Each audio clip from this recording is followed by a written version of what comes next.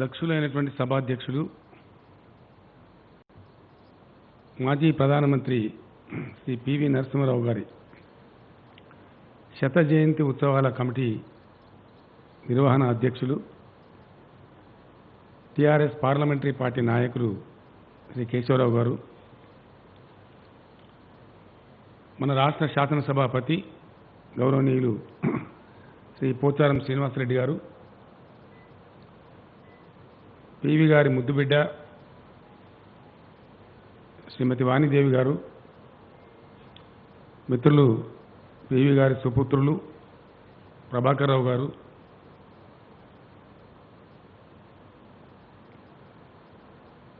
మిత్రులు రమణాచారి గారు, సభలో ఆసీనులై ఉన్న మాన్య మంత్రివర్యులు, పార్లమెంట్ సభ్యులు, శాసన మండలి సభ్యులు, శాసనసభ్యులు, చీఫ్ అడ్వైజర్ రాజీవ్ శర్మ గారు, మన చీఫ్ సెక్రటరీ గారు, డీజీపీ గారు, ఇతర ఉన్నతాధికారులు, పివి కుటుంబ సభ్యులు, అభిమానులు అందరికీ కూడా పివి నరసింహారావు శత జయంతి ఉత్సవ వందనాలు. పివి నరసింహారావు గారు ఇది అది అని చెప్పడానికి కొంత సాహసం కావాలి. ఎందుకంటే ఆయన ఏది కాదో చెప్పలేని పరిస్థితి. ఒక మాటలో నట్షెల్లో చెప్పానంటే 360 డిగ్రీస్ పర్సనాలిటీ పివి నరసింహారావు. అంత అద్భుతమైనటువంటి వ్యక్తి, బహుముఖీనమైనటువంటి అద్భుతమైనటువంటి వ్యక్తిత్వం పివి గారిది. ఆయన వ్యక్తిత్వ పటిమ, ఆయనకాయనే సృష్టించుకున్న గరిమ మనం వర్ణించడానికి మాటలు చాలు. ఆయన వాస్తవంగా చెప్పాలంటే రకరకాలుగా రాసినారు, రకరకాల వ్యక్తులు. గొప్ప సంస్కరణశీలి, నిరంతర సంస్కరణశీలి. భయపడతారు చాలామంది, ఏదైనా చేస్తే వచ్చే విమర్శను తట్టుకోలేక కూడా భయపడతారు. కానీ సంస్కరణ అభిలాషి యొక్క లక్ష్యం ఏమిటి అనే దానికి నిలువెత్తు రూపం మన పివి గారు. ఎక్కడ ఏ రంగంలో ఆయన పెడితే ఆ రంగంలో ఒక సంస్కరణ దేవటమే. నేను సంస్కరణశీలి అని ఎందుకు అన్నా అంటే ఆయన ఆ మాటకు చాలా ఫిట్టింగ్ పర్సనాలిటీ, తగిన వ్యక్తి. విద్యాశాఖ ఆయనకు అప్పగించినారు. మన డీజీపీ గారు మహేందర్ రెడ్డి గారు మన ముందు కూర్చున్నారు. ఆయన ప్రొడక్ట్ ఆఫ్ పివి నరసింహారావు డెఫినెట్గా. ఎందుకంటే సర్వేల్ అనేటువంటి రెసిడెన్షియల్ పాఠశాల పివి గారు స్థాపించినారు. దాని యొక్క విద్యార్థి మన డీజీపీ గారు. ఇట్లాంటి అనేక మంది రత్నాలను తయారు చేసింది ఆ పాఠశాల. అనేక మంది ఐపీఎస్ అధికారులు, ఐఏఎస్ అధికారులు, దౌత్యవేత్తలు. వాళ్ళ ఆ ఆలోచన ఎవరిది అంటే పివి గారు. ఆయన సంస్కరణశీలి ఎంతవరకు ఇక్కడ విద్యాశాఖ మంత్రిగా ఉంటే ఇక్కడ సర్వేల్లో గురుకుల పాఠశాల ప్రారంభించినారు. అవకాశం వచ్చి కేంద్రంలో హెచ్ఆర్డీ మినిస్టర్, అంటే విద్యాశాఖ పేరును హెచ్ఆర్డీగా మార్చాలని ప్రతిపాదించిన వ్యక్తి కూడా పివి గారే. ఇది హ్యూమన్ రిసోర్స్ డెవలప్మెంట్ అనే శాఖ అని పేరు పెట్టాలా, this is not mere education department అని వాదించి అప్పటి ప్రధానమంత్రి గారిని ఒప్పించి ఆ పేరు పెట్టిన వ్యక్తి కూడా పివి నరసింహారావు గారే. ఆ శాఖ అధిపతిగా మంత్రి కూడా పనిచేసిన వ్యక్తి వారే. అక్కడ వారి మనసులో ఉంది కాబట్టి, నిరంతర సంస్కరణశీలి కాబట్టి మళ్ళీ దేశవ్యాప్తంగా నవోదయ పాఠశాలకు శ్రీకారం చుట్టినారు. మనకందరికి తెలుసు, ఎక్కడ పోయినా దేశంలో ఈరోజు కనపడుతుంది. అది కూడా పివి గారి కంట్రిబ్యూషన్. ఇట్లా అనేకమైనటువంటి సంస్కరణలు. జైలు శాఖ అప్పగించినారు ఆయనకు సందర్భంలో, ఓపెన్ జైల్ కాన్సెప్ట్ తెచ్చినారు. అని ఏ స్థాయిలో ఉన్న ఈ పదవులు ఉన్నా ఒకప్పుడు ఒక మిత్రుడు మాట్లాడుతూ, విద్యాశాఖ మంత్రిగా మీరు కొద్దిగా క్రిటికల్ అయినారు, ఈసారి మీకు విద్యాశాఖ ఇచ్చేటంటే పర్వాలేదు, నాకు మత్స్యశాఖ ఇచ్చినా అక్కడ కూడా రిఫార్మ్ చేస్తా అని చెప్పినాడు ఆయన. అంత రసజ్ఞత ఉన్న వ్యక్తి, సమాధానం గొప్పగా ధాటిగా చెప్పగలిగినటువంటి వ్యక్తిత్వం. ఆ వ్యక్తిత్వ పటిమ, స్ట్రాంగ్ ఇండివిజువాలిటీ పివి గారిది. అట్లా ఆయన జీవిత ప్రస్థానం అంతా కూడా చాలా యాప్ట్గా రంగారావు గారు మన మిత్రుడు ప్రభాకర్ గారు చెప్పారు, చాలా బాగా చెప్పినారు. ఈ శత జయంతి ఉత్సవాల నిర్వహణ ఎందుకు, ఏమవసరము, దీనికి ఏంటి ఇంత ఇంపార్టెన్స్? డెఫినెట్గా చాలా ఇంపార్టెంట్. ఎందుకంటే నిన్నటి గతమే నేటి చరిత్ర. నాకు వాస్తవంగా చెప్పాలంటే ఈరోజు మనసుకు చాలా ఉల్లాసంగా సంతోషంగా ఉంది, చాలా చాలా సంతోషంగా ఉంది. ఒక గొప్ప తెలంగాణ బిడ్డ, ప్రపంచానికే కంట్రిబ్యూట్ చేసిన వ్యక్తి, దేశానికి కాదు, ఎంటైర్ వరల్డ్కి చాలా చాలా సందేశం ఇచ్చినారు ఆయన.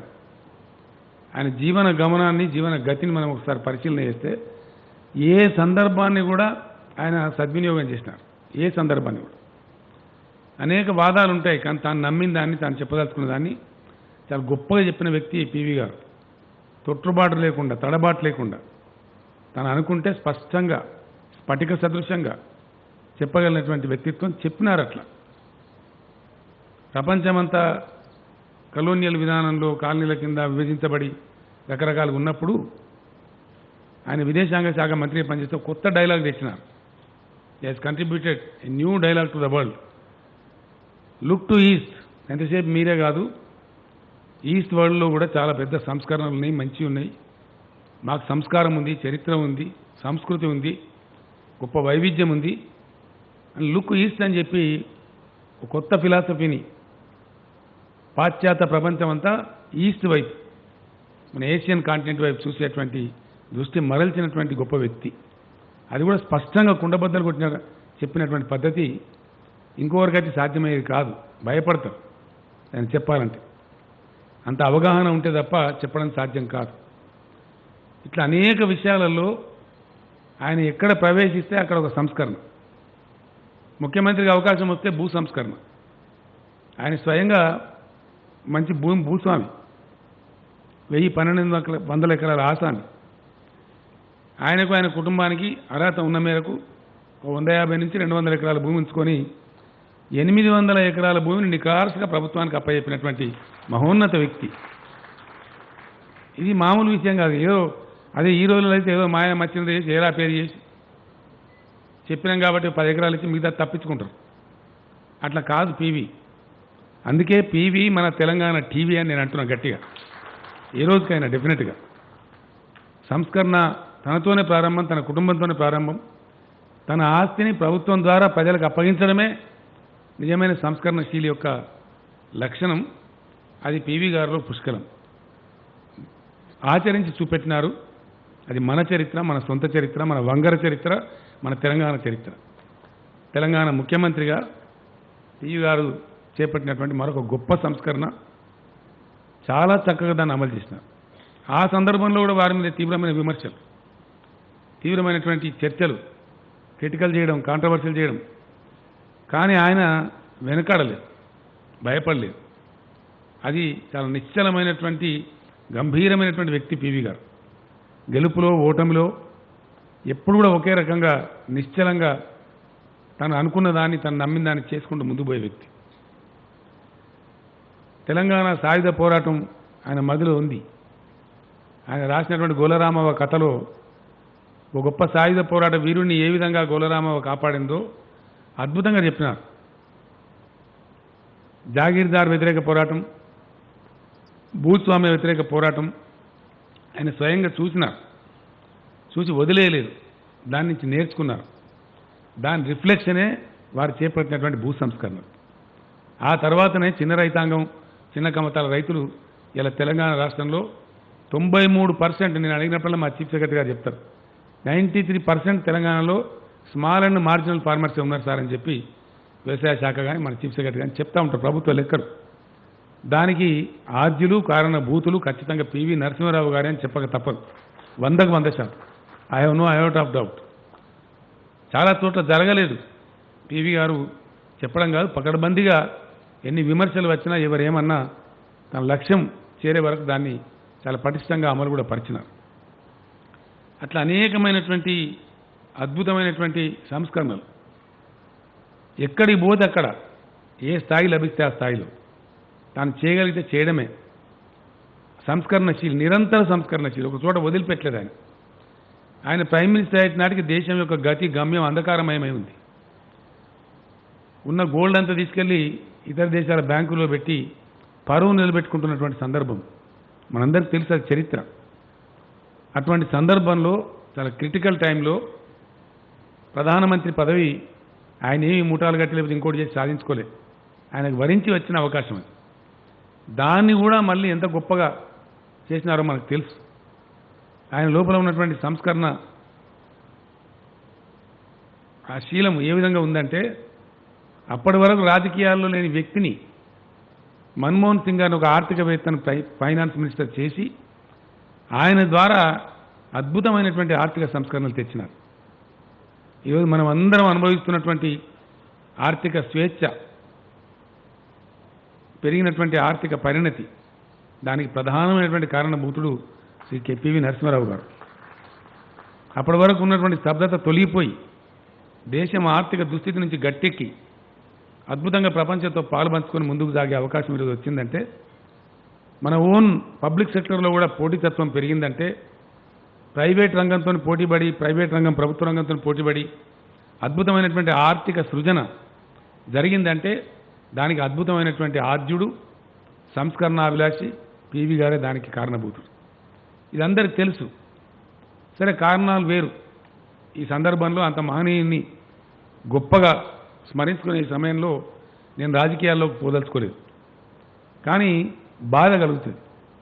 నేను సంతోషంగా ఉన్న ఈరోజు ఒక తెలంగాణ బిడ్డగా, ఎందుకంటే అనేకమైన 360 డిగ్రీస్ పర్సనాలిటీగా ఉండి తన గ్రామాన్ని నుంచి మొదలుకొని తన రాష్ట్రానికి, తన దేశానికి, తాను పుట్టినటువంటి ఈ భూగోళానికి అనేకమైనటువంటి విజ్ఞాన సముపార్జన చేసి ఆ విజ్ఞానాన్ని అందించి పంచి ఆ వెలుగుని ప్రపంచానికి ఇచ్చినటువంటి ఒక మహోన్నత వ్యక్తికి లభించవలసిన గౌరవం లభించలేదు. కారణాలు మనందరికీ తెలుసు. దానికి నేను వల్లవేదలుచుకోలేదు, అది సందర్భోచితం కూడా కాదు. మరొక సందర్భంలో చెప్తాం అవసరమైనప్పుడు. ఎవరికో భయపడి కాదు, కానీ ఈ సందర్భం కాదని చెప్పి నేను చెప్పడం లేదు. అందువల్లనే సరే, చేయవలసిన వారు చేయకపోయినప్పటికీ మనం రాష్ట్ర ప్రభుత్వంగా, ఈ రాష్ట్ర ప్రజలుగా మన బిడ్డ పివికి గొప్ప పేరు ప్రఖ్యాతి తెచ్చి, ఆ పేరు ప్రఖ్యాతి ఆయన సముపార్జించిన విధానం ఏ విధంగా వచ్చిందనేది ముందు తరాలకు తెలియజేస్తే ఒక గొప్ప వ్యక్తిత్వ నిర్మాణానికి మంచి ప్రతీక మన పివి నరసింహారావు. వ్యక్తిత్వ నిర్మాణానికి ప్రతీక. ఈ మాట నేను వాడుతూ ఉన్నా. ఆయన కులబలం లేదు, గొప్పగా ధనబలం లేదు. మరి ఎట్లా ముఖ్యమంత్రి అయినారు, ఎట్లా కేంద్ర మంత్రి అయినారు, ఎట్లా ప్రధానమంత్రి అయినారు? ఆయన ముఠాలు కట్టే వ్యక్తి కాదు. బల ప్రదర్శన అసలు చేయలే ఆయన జీవితంలో, అసలు ఎక్కడ కూడా చేయలే. అటువంటి పార్శ్వమే కనిపించదు పివి గారి జీవితంలో. వారి రాజకీయ ప్రస్థానంలో ఎక్కడ కూడా ఆ పార్శ్వం కూడా కనిపించదు మనకు. అద్భుతం.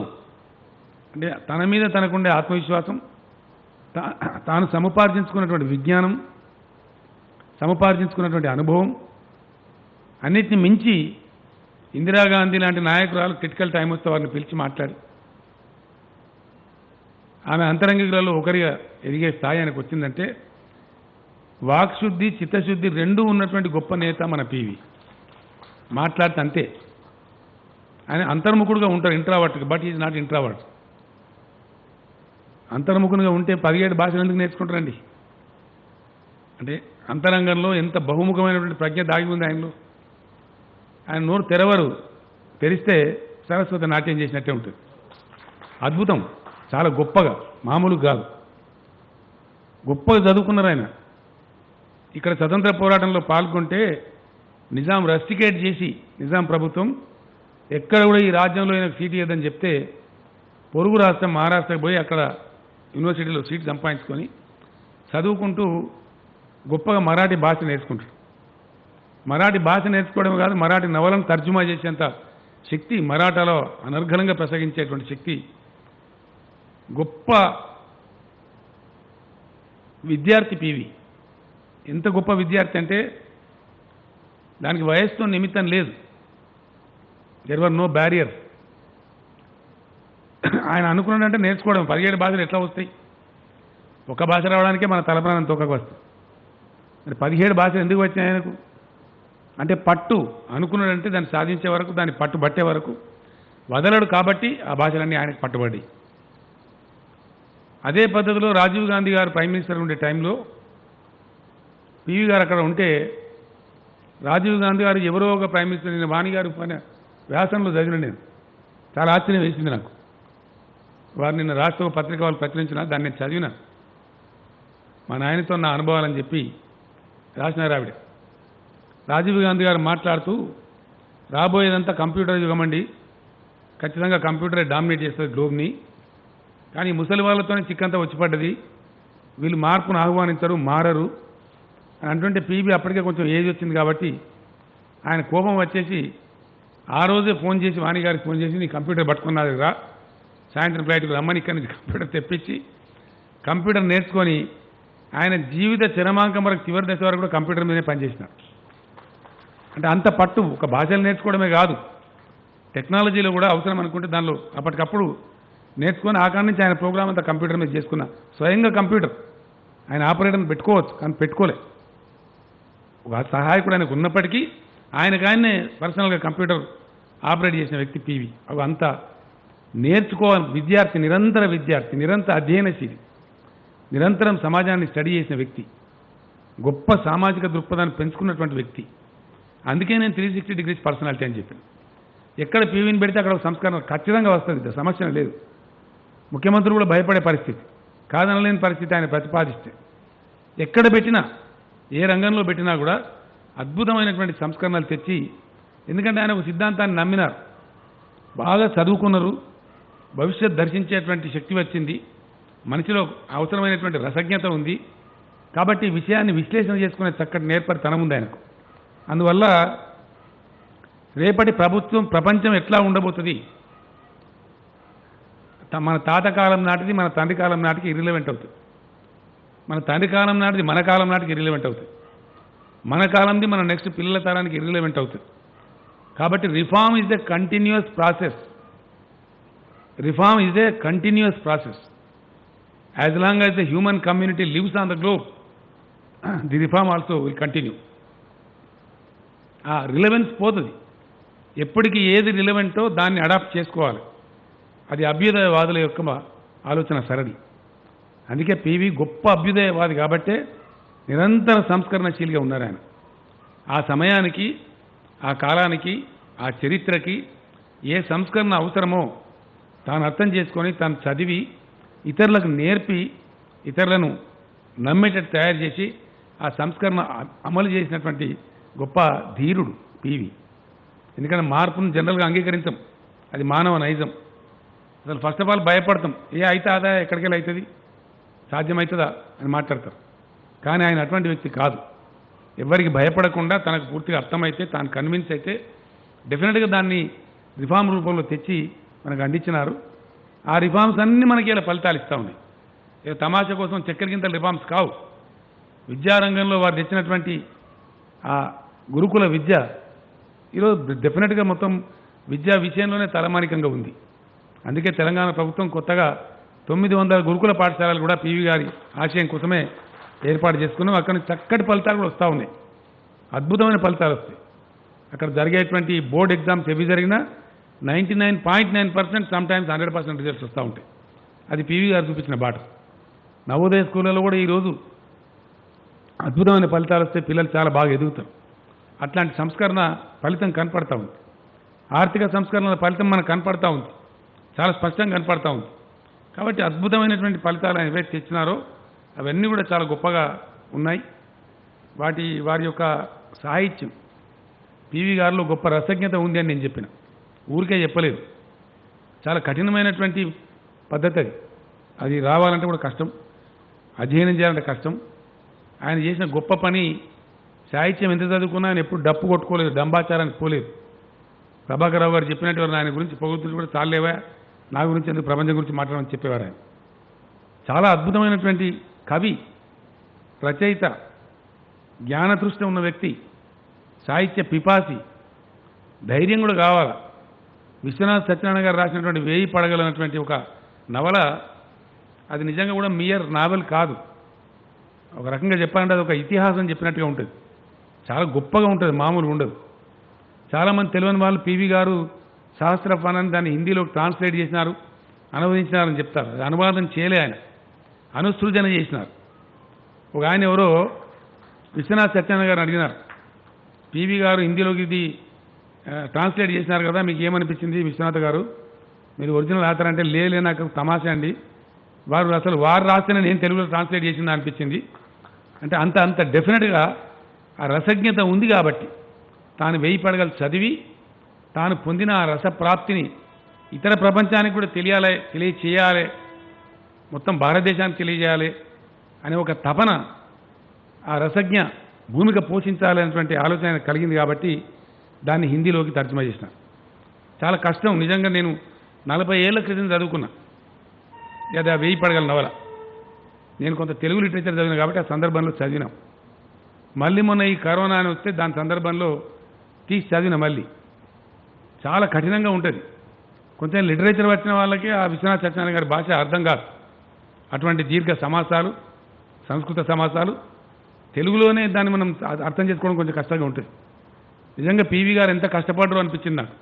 హిందీలోకి దాన్ని ట్రాన్స్లేట్ చేయాలంటే ఆ అనుసృజన, అనువాదంలాగా కాకుండా అనుసృజనలాగా చేయాలంటే ఆయన ఎంత రససిద్ధి పొంది ఉండాలి, ఎంత గొప్పగా భావ ప్రేరణ కలిగి ఉండాలి. తద్వారానే ఆ సహస్ర ఫన్ అనేది సాధ్యం కాగలిగింది. ఎందుకంటే ఆయన ఏది చెప్పినా ఏం మాట్లాడినా చాలా అద్భుతంగా చెప్పేవారు, ఆలోచించేవారు, గొప్పగా ఉండేది. ప్రతి విషయాన్ని కూడా రసించి పనిచేసేవారు. ఆయన భోజనం చేసినా రసించి చేసేవారు. మాట మాట్లాడినా, ఉపన్యాసం మాట్లాడినా, కవిత్వం చెప్పినా, కవిత్వం విన్నా, ఎక్కడ ఉన్నా. అందుకే భాస్కర శతకారుడు చెప్పినారు, పివి నరసింహారావు చదువుకోవడం మాత్రమే కాదు, చదువుతో పాటు ఉండవలసినటువంటి రసజ్ఞత, సంస్కారం, సంస్కృతి అన్నీ కూడా గొప్పగా ఉన్నటువంటి మూర్తిమత్వం వారి సొంతం, పివి గారి సొంతం. చదువది ఎంత కలిగిన రసజ్ఞత ఇంచుక చాలకున్న ఆ చదువు నిరర్థకంబు, గుణ సంయుతులు ఎవ్వరు మెత్తరెత్తటం. భాస్కర శతకంలో ఏం చెప్తారంటే, చదువది ఎంత కలిగినా, ఎంత చదువు వచ్చినప్పటికీ దానికి సంబంధించినటువంటి రసజ్ఞత ఇంచుక చాలకున్న, మొత్తం కాదు, కొంచెం తక్కువ పడ్డా రసజ్ఞత, ఆ చదువు నిరర్థకంబు, పనికిరాదు. గుణ సంయుతులు ఎవ్వరు మెచ్చరెత్తటం అంటే ఎట్లా ఉంటుంది? రసజ్ఞత లేని, సంస్కారం లేని, సంస్కృతి లేని, సాంస్కృతిక విలువలు లేనటువంటి చదువు డ్రైగా ఉంటుంది. ఎంత డ్రైగా ఉంటుందంటే, పదునుగా మంచి కూర నలపాకము చేసిననైనా, నలపాకం, నలభీములు మనకు తెలుసు కదా, గొప్ప పాక పండితులు వాళ్ళు. పదునుగా మంచి కూర నలపాకము చేసిననైనా అందు పొదవేడు ఉప్పు లేక రుచి పుట్టగా నేర్చున్నట్టు అయ్యా భాస్కర్ అని చెప్పిన. రమణాచారి గారు సపోర్ట్ కొట్టిందా? ఎందుకంటే మా రమణన్న కూడా బహుముఖ ప్రజ్ఞాశాలి. ఆయన ఐఏఎస్ అధికారిగా పాలన బాధ్యతలే కాదు, గొప్ప సాహితీవేత్త. 18 మీద ఒక పుస్తకమే రాసిండు ఆయన. అందుకని ఆయన నుంచి క్లాప్స్ ఆశించిన. ఎందుకని చిన్నపడదాలని చూస్తే ఆయన సపోర్ట్ కొడుతున్నాడు. ఆ రసజ్ఞత ఉన్నవాళ్ళే స్పందిస్తారు, రసజ్ఞత లేని వాళ్ళు స్పందించరు. కాబట్టి చదువది ఎంత కలిగిన రసజ్ఞత ఇంచుక చాలకున్న ఆ చదువు నిరర్థకంబు, గుణ సంయుతులు ఎవ్వరు మెచ్చరెత్తటం, పదునుగా మంచి కూర నలపాకము చేసిననైనా అందు పొదవేడు ఉప్పు లేక రుచి పుట్టగా నేర్చున్నట్టయ్యా భాస్కర్ అని చెప్పినారు. అట్లా చదువుతో పాటు ఇక్కడ నిజాం సర్కార్ నిర్బంధించిన, చదువుకోవడానికి వీల్లేదని శాసించిన, తన ధిక్కార స్వరంతో మహారాష్ట్రకు వెళ్ళి అక్కడ యూనివర్సిటీలో చేరి చదువుకుంటూ గొప్ప చదువులు చదివినాడు, అద్భుతమైన చదువులు చదివినాడు. ఆ చదువు ఒకటే కాదు, దాంతోపాటు సంస్కారము, సంస్కృతి, విలువలు, రసజ్ఞత గొప్పగా పెంపొందించుకున్నాడు. అందుకే సాహిత్యం పట్ల ఆయనకు చాలా మక్కువ. మామూలు విషయం కాదు. విశ్వనాథ్ సత్యనారాయణ గారి 1000 పడగల్ని హిందీలో అనుసృజన చేయడం అనేది ఇట్స్ బిగ్ టాస్క్. నాకు తెలిసి, నాకు కొద్దిగా గొప్ప సాహిత్యం తెలుసు కాబట్టి నేను చెప్తా ఉన్నా. It's a very very big task. అందులో ఆయన ప్రస్థానం ఎక్కడి నుంచి, మంత్రిని శాసనసభ్యుల నుంచి మొదలు పెడితే అనేక పాత్రలు పోషిస్తూ శాసనసభ్యునిగా, రాష్ట్ర మంత్రిగా, కేంద్ర మంత్రిగా, ఏఐసిసి ప్రెసిడెంట్గా, దేశ ప్రధానమంత్రిగా నిరంతర సంస్కరణశీలిగా అంచెలంచెలుగా ఎదుగుతూ తన సాహిత్య పిపాసను కూడా తను వదులుకోలేదు. తన చదువరి ఎప్పుడు కూడా తన ఆ పిపాసను వదులుకోరు. జనరల్గా పాలిటిక్స్లోకి వచ్చిన తర్వాత కష్టం, రీడింగ్కి టైం దొరకదు, కుటుంబానికి టైం దొరకదు. మన వాణిగారితో మాట్లాడితే వారు అన్నారు, ఇల్లే కదా అని వదిలేస్తారు రాజకీయ నాయకులు, బిట్రేయర్స్ అని చెప్పినారు. ఫ్యాక్ట్ అది. Family betrayers, truthful political leader is betrayer of his family అని ప్రావర్బ్ కూడా ఉంది, సామెత కూడా ఉంది. అట్లా తన వ్యాపకం, తను చేస్తున్న పని ప్రజా జీవితంలో ఉన్నప్పటికీ, పబ్లిక్ లైఫ్లో ఉన్నప్పటికీ ఆయన ఎప్పుడు కూడా తన రచనా వ్యాసంగాన్ని కానీ, ఆ చదువరి లక్షణాన్ని కానీ, తన జ్ఞాన తృష్ణను కానీ ఎప్పుడు వదులుకోలే. ఆయన ఏనాడు కూడా వదులుకోలే. ఇంత గొప్ప మహనీయుడు, చాలా చాలా స్థాయిలలో చాలా గొప్పగా పనిచేసిన వ్యక్తి, ఒక గొప్ప క్రియాశీలంగా పనిచేసిన వ్యక్తి, అనుక్షణం జీవించిన వ్యక్తి. డ్రైగా పొడిగా మంత్రి అంటే మంత్రిలో జీవించినాడు ఆయన. ముఖ్యమంత్రి అందులో లీనమై పనిచేసినాడు, జీవించినాడు. ముఖ్యమంత్రి దేనికోసం? ప్రజల కోసం. దాన్ని రుజువు చేసినాడు ఆయన. ఎస్, అందరికీ అభివృద్ధి ఫలాలు అందాలి, అందరికీ అధికార భోగం దక్కాలి అని భావించిన వాళ్ళలో పివి మొదటివాడు. చెప్పినారు ఇప్పుడే కేశవరావు గారు, మన అధ్యక్షుల వారు. పీబీ గారి కాలంలోనే బీసీలందరికీ బాగా ప్రోత్సాహం లభించిందని చెప్పినారు. 100% కరెక్ట్. అది ఎవరు కాదనలేని విషయం. గొప్ప వ్యక్తి అతను. అందరూ బాగుండాలి, అందరికి కూడా అవకాశాలు రావాలి అని కోరిన వ్యక్తి. కోరుకోవడమే కాదు, ఆచరించి చూపించినటువంటి వ్యక్తి. నేను సందర్భంలో ఢిల్లీ నుంచి సందర్భంలో వస్తుంటే మధ్య తులసీదాస్ గారు అని చెప్పి శ్రీకాకుళం జిల్లా వారిది, బహుశా ఇఫ్ ఐఎమ్ నాట్ రాంగ్, ఆయన పీసీసీ అధ్యక్షుడు కూడా పనిచేసినారు. వారు నాతో పాటు ఫ్లైట్లో ఉన్నారు. మాట్లాడుతుంటే చెప్పినారు, నేను పీవీ గారి శిష్యుని అని చెప్పినారు. ఏమిటంటే కొన్ని విషయాలు పీవీ గారి గురించి చెప్పినారు. మాకు ఎక్కడో దిక్కులేని వాళ్ళకి ఆయన ఒక్కడే దిక్కండి, మేము అందుకే అంత ఆయన ప్రేమిస్తామని చెప్పినారు. అంత గొప్ప వ్యక్తి, ఆశ్రయం లేని వాళ్ళకి ఆశ్రయం కల్పించి వాళ్ళని కూడా తీర్చిదిద్ది ఉన్నతమైన పదవులు ఇచ్చి ఆదరించినటువంటి ఒక గొప్ప వ్యక్తి పివి నరసింహారావు గారు. ఇట్లా తన రాజకీయ జీవితంలో, సాహిత్య జీవితంలో ఆయన అడ్వకేట్ కూడా చాలామందికి తెలియదు. చాలా బహుముఖ కోణాలు ఉన్నాయి ఆయన లోపల. సో నేను కేశవరావు గారిని ప్రత్యేకించి కోరుతా ఉన్నాను, పివి గారి గురించి. ఎందుకంటే ఆయనకు స్వయంగా డబ్బా కొట్టుకోవడం తెలియదు, ఇతరులు ఎవరైనా పొగిడితే కూడా ఆయన పెద్దగా పోడనిచ్చేవాడు కాదు. ఆయన గురించి ఆయన చెప్పుకోలేదు. సరే, ఇంకో మాట కూడా నేను చెప్తా ఉన్నా, నాకు దానిలో సంశయపడను నేను ఎప్పుడు కూడా. ఎందుకంటే మన తెలంగాణ సమాజంలో మనం అందరం కూడా సమైక్య రాష్ట్రంలో చాలా చాలా దెబ్బతిన్నాం. మనకు తెలుసు, మా చాడ వెంకటరెడ్డి గారు ఇక్కడనే ఉన్నారు. ఈవెన్ సాయుధ పోరాటం కూడా నాయకత్వం ఆంధ్రులు, సచ్చినోళ్ళు తెలంగాణలో.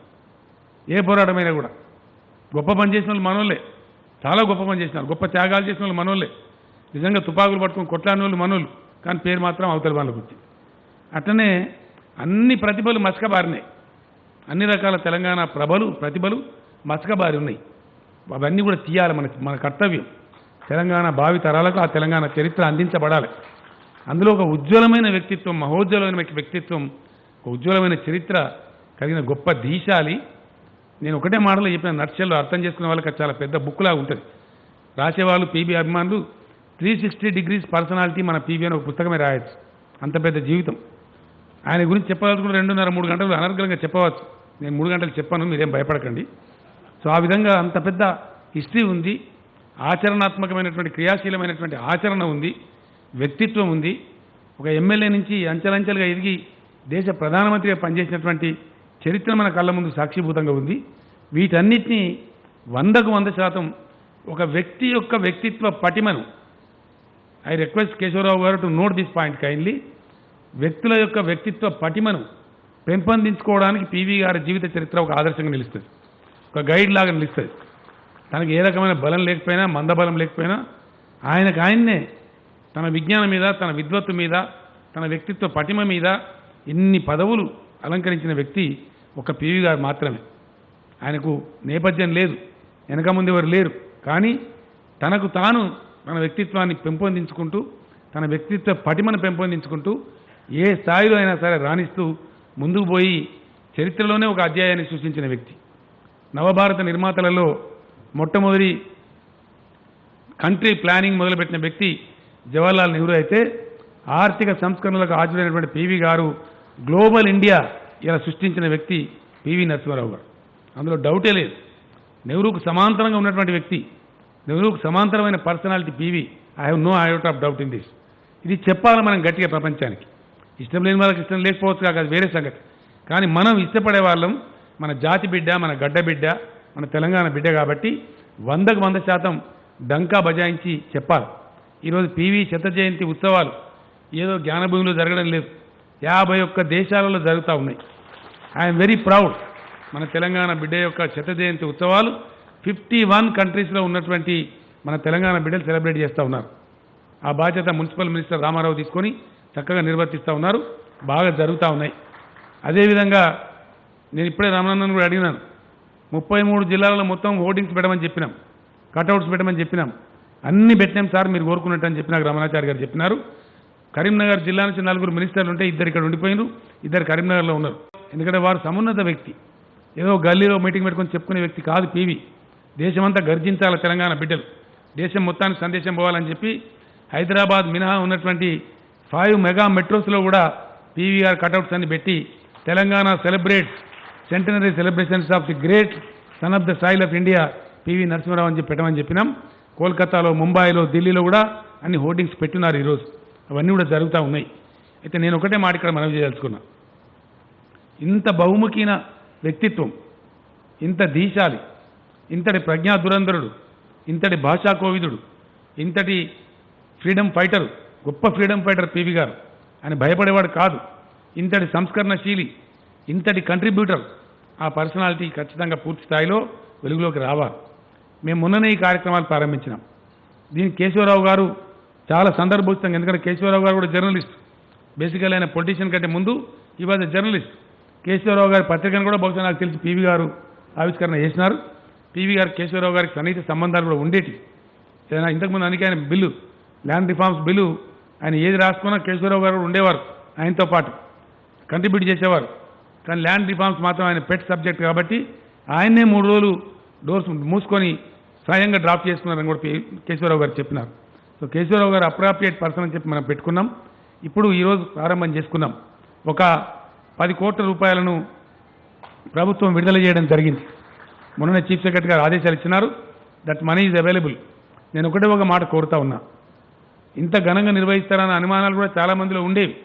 నేను ఒకటే మాట తెలంగాణ ముఖ్యమంత్రిగా, తెలంగాణ బిడ్డగా, పీవీ గారి అభిమానులకు, పీవీ గారి సన్నిహితులకు, పీవీ గారి సహచరులకు, వారి జీవితాన్ని అధ్యయనం చేసినటువంటి మిత్రులకు నేను ఒక పిలిపిస్తా ఉన్నా. మేము కమిటీ, కేశవరావు గారు ఇందాక చెప్పినారు, నిన్ననే యూఎస్ నుంచి ఒక వ్యక్తి ఫోన్ చేసి నేను కూడా కమిటీలో ఉంటానని చెప్పి ముందుకు వచ్చినారు. నాకు కూడా నిన్న మొన్న చాలామంది ఫోన్ చేసినారు. చంద్రశేఖరరావు గారు మీరు మంచి పని చేస్తూ ఉన్నారు, మేము కూడా we want to associate with PV centenary celebrations అని చెప్పినారు. I felt very happy. ఎందుకంటే వారికి చాలా ఉన్నారు అభిమానులు. అందుకోసమే నేను ఒక మాట చెప్పిన వారికి, పీవీ గారి శత జయంతి ఉత్సవాలు జరగవలసిన విధానం ఏంటంటే రాష్ట్ర స్థాయిలో, అంతర్రాష్ట్ర స్థాయిలో, జాతీయ స్థాయిలో, అంతర్జాతీయ స్థాయిలో కూడా జరగాలి. బిల్ క్లింటన్తో నేను సన్నిహిత సంబంధాలున్నాయి పీవీ గారికి. Former prime minister of Great Britain John Major గారితో కూడా సన్నిహిత సంబంధాలున్నాయి. అనేక మందితో సన్నిహిత సంబంధాలున్నాయి. పాకిస్తాన్ వంటి దేశాలలో కూడా ఆయన మిత్రులు ఉన్నారు. ఆయన ఎందుకంటే ఆయన దౌత్యవేత్తగా ఉన్నాడు కాబట్టి, ఫారిన్ అఫైర్స్ మినిస్టర్ ఉన్నారు కాబట్టి చాలా ఉన్నాయి. ఆయన గురించి పాకిస్తాన్ నుంచే వచ్చింది కామెంట్ చాలా సందర్భాల్లో. ఈయన మాటకు మాట orphan Maula, PV orphan Maula అని చెప్పినాడు ఆయన. అర్ఫన్ మౌలా అంటే హాజరీ జవాబ్, ఏ క్వశ్చన్ అడిగినా అప్పుడే చెప్పగలిగేటువంటి ప్రజ్ఞ ఉంది అని చెప్పి ఆ సందర్భంలో వాళ్ళు మాట్లాడి, పీవీ గారు ఎక్స్టర్నల్ అఫైర్స్ మినిస్టర్ హోదాలో పాకిస్తాన్ సందర్శిస్తే आप लोगों ने ताजमहल ले लिया हिंदुस्तान, फिर हमको कंपेंसेशन देना पड़ेगा అంటే ఒక్క క్షణం కూడా తడుముకోకుండా పీవీ గారు చెప్పేసినారు. హరప్ప మహాంజదారో మీరు తీసుకున్న మరి దాని ప్రతిగా మాకేం ఇస్తారని చెప్పి అడిగినారు. అది ఇంకోళ్ళకి సాధ్యమయ్యే పని కాదు, భయపడదు వేరే వాళ్ళు అయితే. ఆయన అంత చదువుకున్నాడు కాబట్టి, అంత విశేషమైన అనుభవం, ఆ పరిజ్ఞానం ఉంది కాబట్టి టకామని చెప్పగలిగినాడు ఒకటే మాట. దాంతో వాళ్ళ నోళ్ళు మూతపడి ఇంకా బంద్ చేసినట్టుగా తాజ్మహల్ గురించి మాట్లాడు. అంతటి ప్రజ్ఞాశాలి, అంతటి దీశాలి, అంతటి వ్యక్తిత్వం ఉన్నటువంటి వాడు కాబట్టి అట్లా చెప్పగలిగినాడు. అటువంటి పీవీ గారి గురించి ఈ కార్యక్రమాల్లో పాలు పంచుకోవాలని ఆలోచించే ఎవరైనా సరే మేమందరినీ కూడా ఆహ్వానిస్తూ ఉన్నాం. We invite everyone from across the globe. వారు తెలంగాణ రాష్ట్రం వాళ్ళు కావచ్చు, ఇక్కడ వారు కంబైన్డ్ స్టేట్ సీఎంగా పనిచేసినారు, చాలా కాలం మంత్రిగా పనిచేసినారు కాబట్టి ఆంధ్ర ప్రాంతంలో కూడా వారికి చాలామంది అభిమానులు ఉన్నారు. అక్కడి బాంధు కావచ్చు, మహారాష్ట్రలో, ఒరిస్సాలో వారికి చాలా సన్నిహిత సంబంధాలని, అక్కడి ప్రాంతీయులు కావచ్చు, ఢిల్లీలో వారు అనేక సంవత్సరాల నుండి అనేక హోదాల్లో పనిచేసినారు కాబట్టి ఆ ఢిల్లీ ప్రాంతీయులు కావచ్చు, ఎవరైనా సరే they can comfortably associate with the celebrations, they can contribute themselves. వారందరినీ కూడా ఆహ్వానిస్తూ ఉన్నాం. ఎవరికి అటువంటి అభినివేశం ఉన్నా, అటువంటి ఆలోచన ఉన్నా కేశవరావు గారిని సంప్రదించండి. మేము కమిటీ ఓపెన్ ఎండెడ్గా పెట్టుకున్నాం. We did not close. దానికి లిమిట్ అని లేదు నంబరు. ఎవరినైనా సరే కోఆప్ చేసుకుంటూ ముందుకు పోవాలా, బాగా ఈ సెంటనరీ సెలబ్రేషన్స్ పండాలనేది మా ఉద్దేశం. ఇప్పుడు కరోనాతోని మనం మనుషులంతా ముందు ఉన్నారు, చాలా విచిత్రంగా కనపడతా ఉన్నారు. నేను వందల వేల సభలు మాట్లాడినా కానీ ఇటువంటి సభ ఎప్పుడు మాట్లాడలేదు.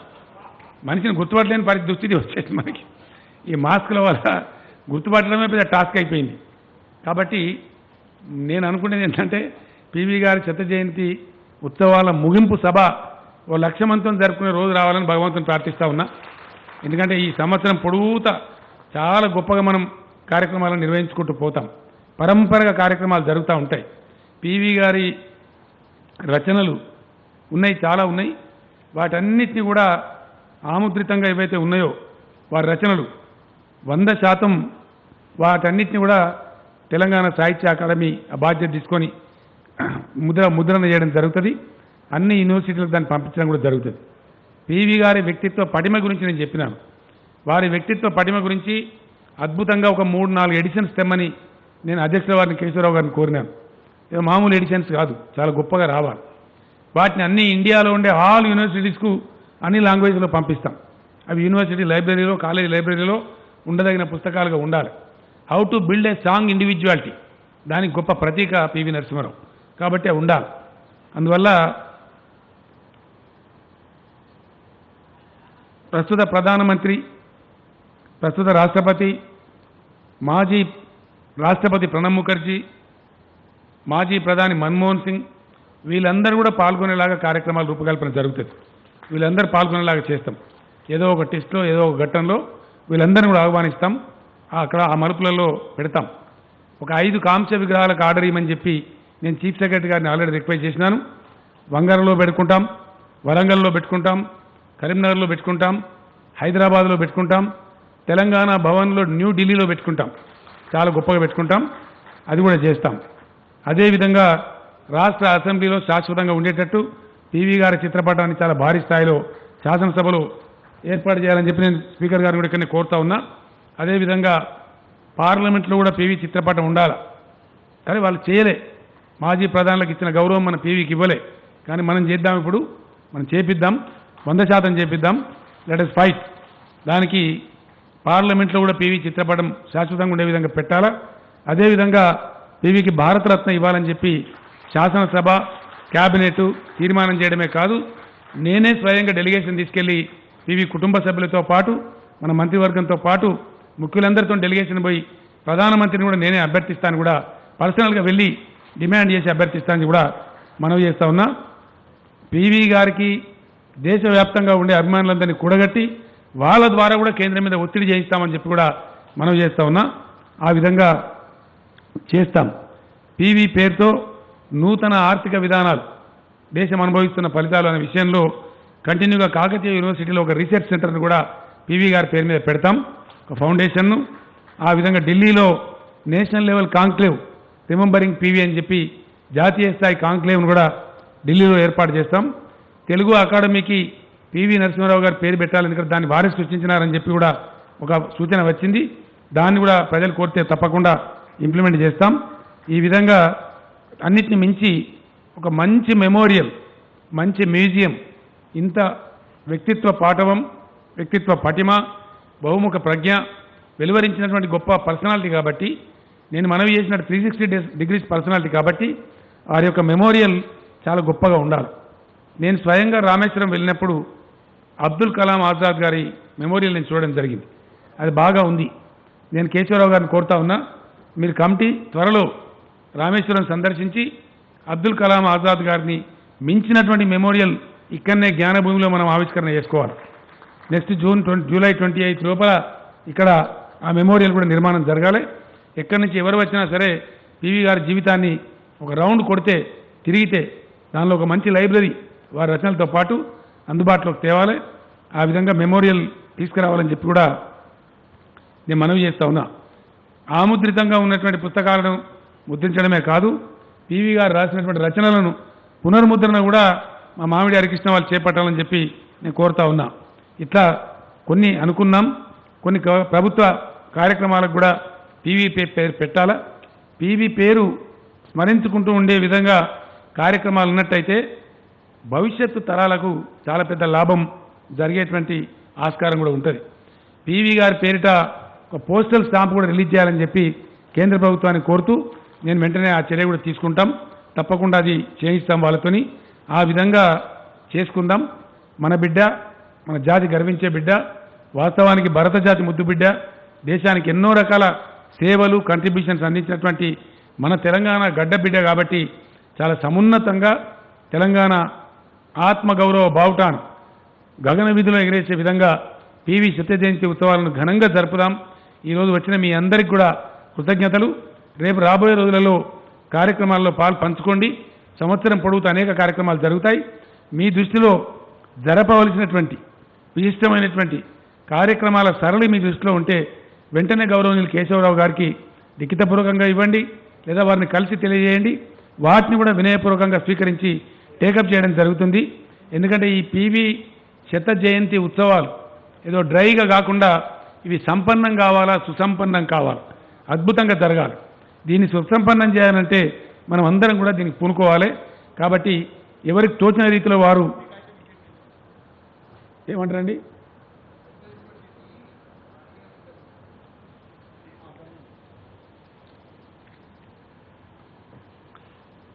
హైదరాబాద్ యూనివర్సిటీకి హైదరాబాద్ యూనివర్సిటీ అని పేరుంది, సెంట్రల్ యూనివర్సిటీకి. దాన్ని కూడా పివి యూనివర్సిటీ అని పేరు పెట్టాలని చెప్పి డిమాండ్ చేయాలని కేశవరావు గారు సూచిస్తూ ఉన్నారు. కేశవరావు గారి ఆజ్ఞ మనందరికి శిరోధార్యం, వారు అధ్యక్ష వారు కాబట్టి 100% ఈ రోజే ప్రైమ్ మినిస్టర్ లెటర్ రాస్తాను. ఆ విధంగా దానికోసం కూడా ఫైట్ చేద్దామని మనవి చేస్తూ ఈ కార్యక్రమాలను ఏడాది పొడవునా నిర్వహించబడే కార్యక్రమాలను అనేకం జరుగుతాయి. అవధానాలు జరుగుతాయి, కవి సమ్మేళనాలు జరుగుతాయి, రచయితల సమ్మేళనాలు జరుగుతాయి, కొన్ని యజ్ఞయాగాలు కూడా జరుగుతాయి. ఇవన్నీ కూడా జరుగుతాయి కాబట్టి దేనికి సంబంధించిన వాళ్ళు దానిలో పాల్గొని కార్యక్రమాలు సుసంపన్నం చేయాలని కోరుతూ ఈరోజు సహృదయంతో ఆహ్వానాన్ని మన్నించి వచ్చినటువంటి మాన్య మంత్రివర్యులు, ఇతర ముఖ్యులందరికీ, పివి కుటుంబ సభ్యులందరికీ కూడా నేను ధన్యవాదాలు తెలియజేస్తూ విరమిస్తూ ఉన్నాను. జై హింద్, జై తెలంగాణ.